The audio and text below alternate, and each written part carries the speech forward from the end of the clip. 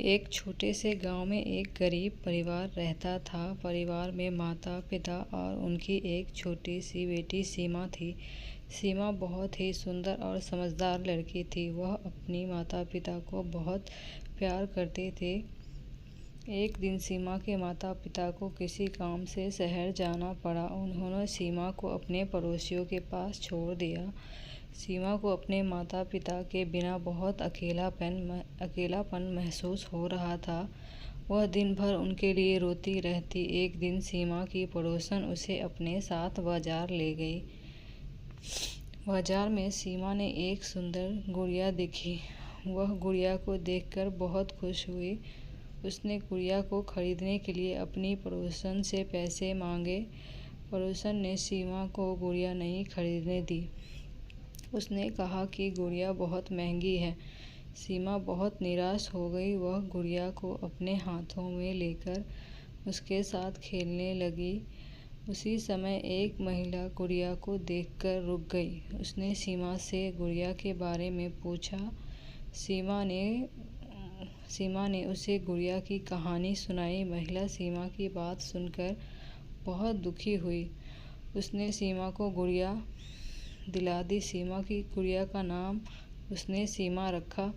वह गुड़िया को अपना सबसे अच्छा दोस्त मानती थी। सीमा और गुड़िया हमेशा एक साथ खेला करती थी।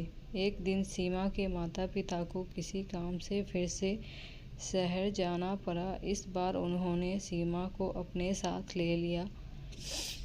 सीमा बहुत खुश हुई। वह अपने माता पिता के साथ शहर जा रही थी। शहर में सीमा को बहुत कुछ नया देखने को मिला। वह बहुत खुश थी। वह हर दिन अपने माता पिता के साथ शहर घूमने जाती। एक दिन सीमा और उसके माता पिता एक पार्क में गए।